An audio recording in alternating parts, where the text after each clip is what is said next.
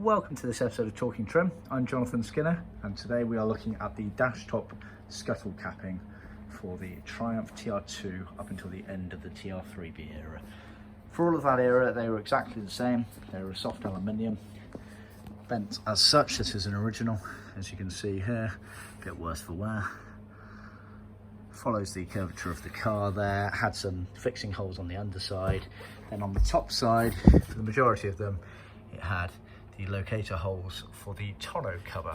However, it's worth bearing in mind that the early TR2s featured a longer tonneau where the fixings, the male fixings, were actually on the bodywork of the car. For example, the capping that we're talking about here is this one here and this one here. And if you can see on this black car here, you have the fixings further forward from the Dash Top Scuttle Capping, whereas on this car here you can see them in the scuttle capping. So this one is by far and away the more commonly seen, but the early TR2s did feature slightly different there, so it's worth bearing that in mind. Now, we do not supply this aluminium part. We're looking to get it tooled up, but at the moment I don't believe anyone can supply them. Most people can get away with reusing their original, and it's trimmed all the way around. The client has sent his here for us to trim. As you can see, they are quite tricky. For the most part, 80% of it, very straightforward. It's these corners here that are quite tough.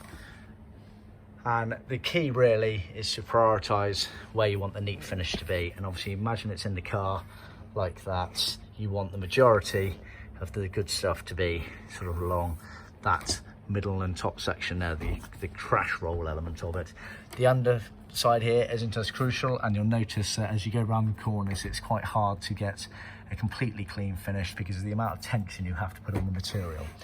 Now, originally, the majority of these were trimmed in leather. It's part of the 7-piece cockpit capping set that they offered. Now, just to clarify that, and do see our other videos for further clarification, the 7-piece kit included 1 piece of leather for the Dash Top Scuttle Capping, 2 pieces of leather for the door top cappings, and another 2 pieces of leather for the quarter elbow cappings, making 5 pieces, and then the final 2 were actually the door pulls. So the tonneau cappings at the back of the car were never really in leather unless it was an optional special option car. So just bear that in mind, and do see our other videos for more help and advice on that. So yeah, we've trimmed this in leather. We do skive the leather down. Makes it thinner, makes it a lot more pliable, easier to get and attain a neater finish on there. We're one of the only companies in the world that has one of these machines on site that can cater for the Triumph needs, and we do that as standard because we know it helps. So just bear that in mind. And like I say, trimmed all the way around using a nice contact adhesive, paste on stuff. And this is the benchmark again. Like I say, more than happy to compete and for people to improve on our trimming, but this is the bare basics. This is what you should be looking for, either yourself or for your professional trimmer to do.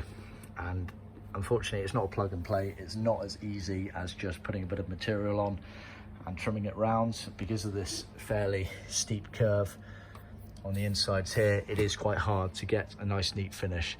So do look at our blog handbook post for more details on how to best trim those. We're always here for help and advice, so bear that in mind. See our website for details. Remember to click and subscribe to keep updated, and of course please do share these videos with other classic car enthusiasts.